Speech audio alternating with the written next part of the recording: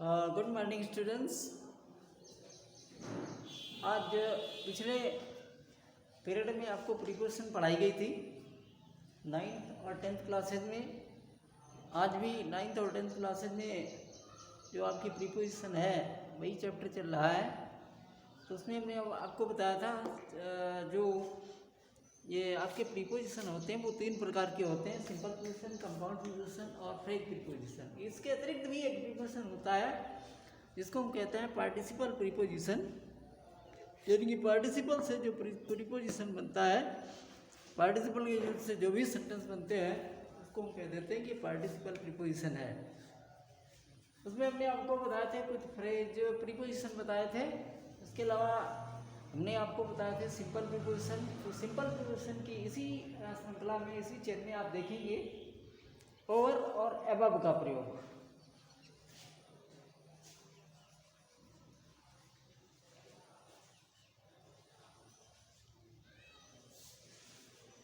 देखिए दोनों का जो अर्थ होता है वो होता है ऊपर, दोनों का अर्थ एक ही है ऊपर, उसके लिए भी ऊपर का प्रयोग करते हैं। लेकिन इनमें डिफरेंस इतना है, ये क्या होता है, इसका प्रयोग हम कैसे करते हैं, इसका प्रयोग हम लंबवत,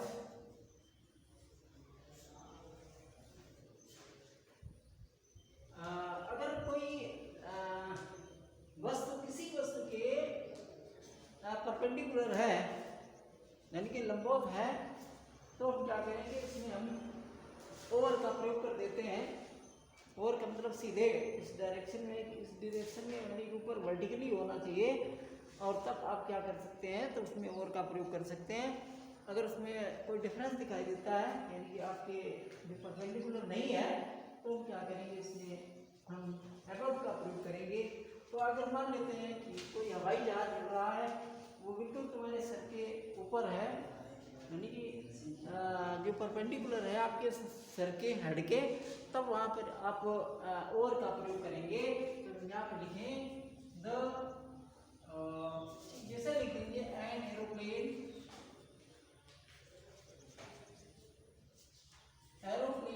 ठीक है, फ्लू। इसके बाद ओवर लिखेंगे, ओवर माई हेड। कहता है हवाई जहाज, ठीक, कहता मेरे सर के ऊपर से गुजरा या ऊपर से उड़ा। तो ऊपर से उड़ने का मतलब है एक वो कंडीशन होगी जो आपके सर के ठीक परपेंडिकुलर होगा यानी कि लंबवत होगा, तब आप क्या करेंगे, तब हम ओवर का प्रयोग कर देते हैं। ठीक, जब परपेंडिकुलर होता है किसी वस्तु के तब ओवर का प्रयोग करते हैं, और जब नॉन परपेंडिकुलर होता है यानी कि लंबवत नहीं होता है, कहीं थोड़ा इधर उधर होता है, तब हम एवर का प्रयोग करते हैं। जिससे आप लिख दें द रूफ या लिखते द स्काई इज और इज एबव आवर हेड। जैसा लिख देते हैं कि ये जो रूप, छत या आसमान, मतलब ये अलग अलग है। छत को ले लीजिए या आसमान को ले लीजिए, ठीक है, तो हमारे सर के ऊपर है, तो हमारे सर के ऊपर का मतलब है ये इसका जो ब्रॉड रीजन ये हमारे परपेंडिकुलर नहीं हो सकता है, क्योंकि इसका बहुत बड़ा क्षेत्र है। तो क्षेत्र होने के नाते क्योंकि हमारे सर के ऊपर जो है इसका जो रीजन है वो बहुत ब्रॉड है, तो ब्रॉड होने पर हम उस कंडीशन में हम क्या करेंगे, हम इसमें एबव का प्रयोग करेंगे, ABOVE। तो इस कंडीशन में क्या करते हैं, एबव का प्रयोग करते हैं, और परपेंडिकुलर कंडीशन में हम ओवर का प्रयोग करते हैं। आइए देखते हैं इन और इनटू।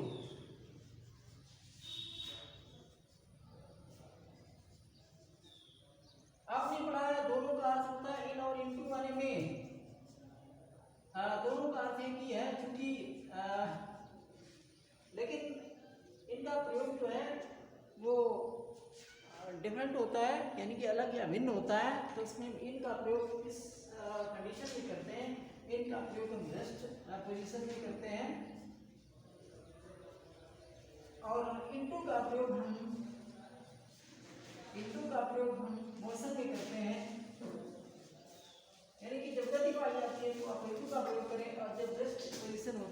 वस्तु की यानी कि स्थिर अवस्था होती है, तब आप क्या करेंगे, उसमें आपको into N,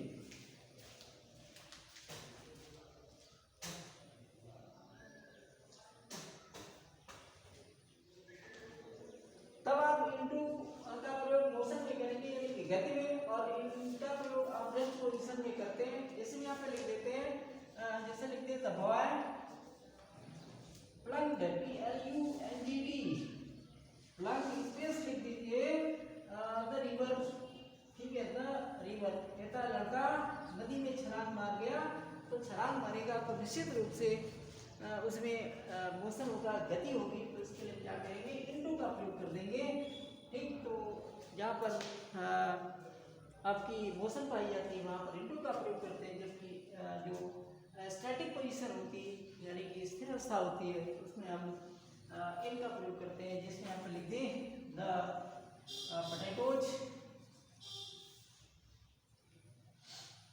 potatoes are putting in the basket, कहता है इसमें लिखा है the potatoes are putting in the basket, कहता आलू ठीक है, तो टोकरी में रखे हुए हैं, तो मे का मतलब है आलू में ये स्टैटिक पोजीशन होगी यानी कि स्थिर अवस्था होगी, तो स्थिर अवस्था के लिए हम क्या करते हैं, इनका प्रयोग कर देते हैं। आगे देखते हैं आफ्टर और बिहाइंड।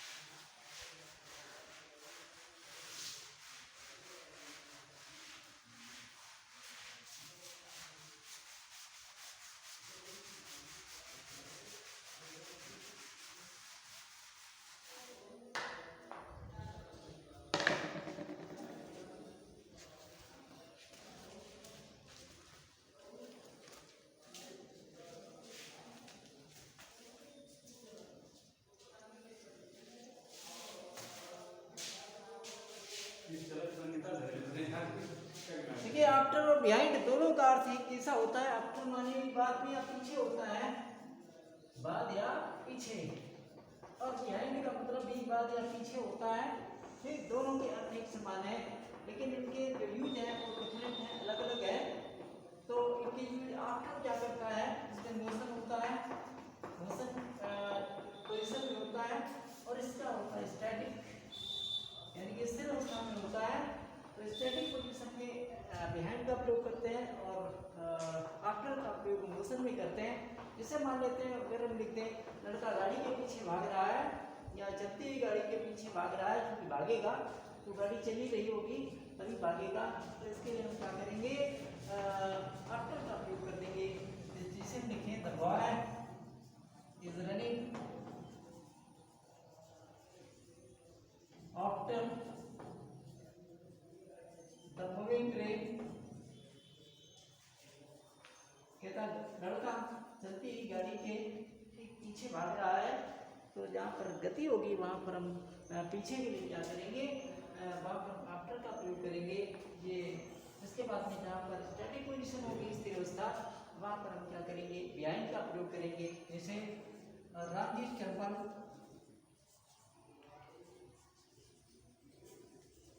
स्टैंड्स, और यहाँ पर बिहाइंड लिख देंगे बिहाइंड माई हाउस, कहता राम जी का मंदिर मेरे घर के पीछे स्थित है।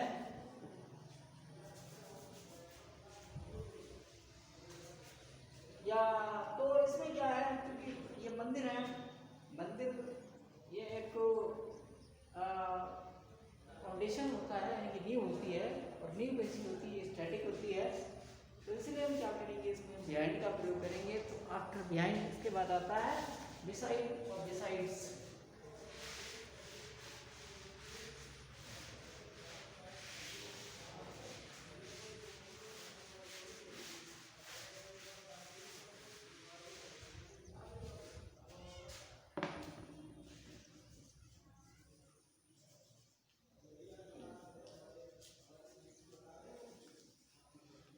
बिसाइड माने होता है, बिसाइड इसका मतलब होता है, इसका अगर बिसाइड का एनालिसिस करेंगे तो क्या होगा, बाय द साइड ऑफ यानी कि पास या बगल। इसके बाद में बिसाइड्स को आप अगर करते हैं, बिसाइड्स इसका मतलब होता है इन एडिटिंग टू,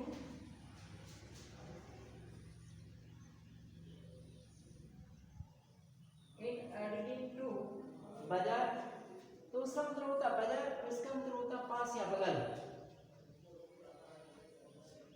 पास या बगल,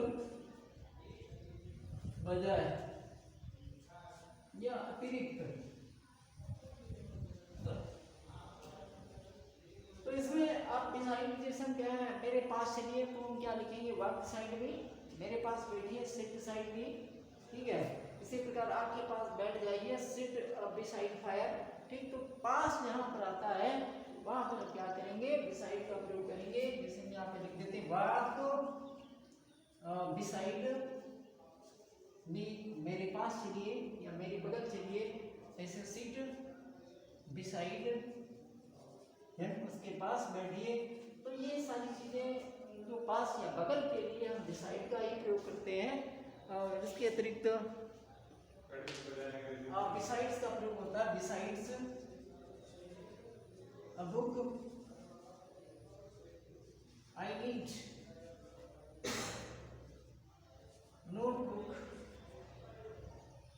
नोटबुक्स, ठीक। तो ये लिखा है कि अगर बिसाइड्स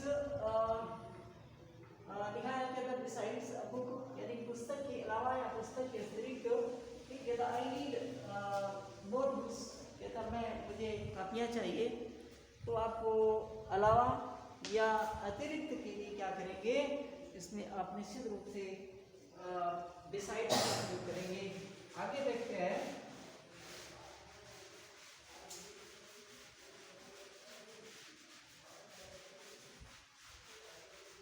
ऑन और अपॉन,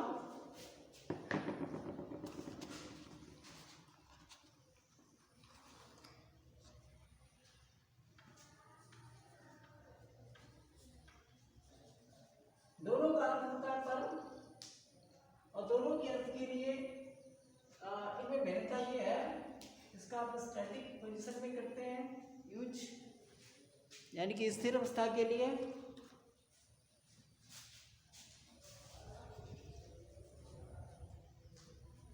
और इसका हम करते हैं मोशन में। जब गति पाई जाती है तो अपान लिखते हैं, और जब स्टैटिक स्थिर अवस्था होती है तो हम लोग क्या करते हैं, आन का प्रयोग कर देते हैं।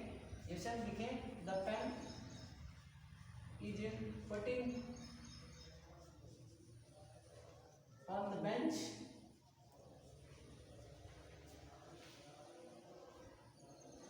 ठीक है। द पेन बेंच पर रखा है, तो इसमें आप क्या देखेंगे, क्योंकि ये पेन स्थिर अवस्था में होगा और पर ऊपर के लिए क्या करेंगे, इसलिए आन का प्रयोग कर देंगे।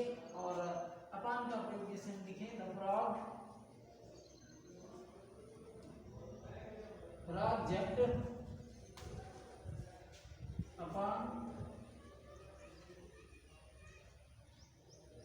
द टेबल अपॉन द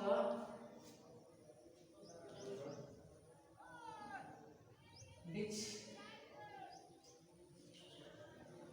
ठीक। कहता है ये, कहता है frog jumped upon the ditch, ditch मैंने खाई, कहता है ये खाई कूद गया या खाई के ऊपर से कूद गया, ठीक। तो इसका मतलब जब ये कूदेगा तो उसमें घोषणा होगी, गति होगी, तो इसलिए आप काहे का प्रयोग करेंगे, इसमें अपान का प्रयोग करेंगे। इसके बाद में आता है सिंस फॉर, अबाउट टू का प्रयोग होता है, और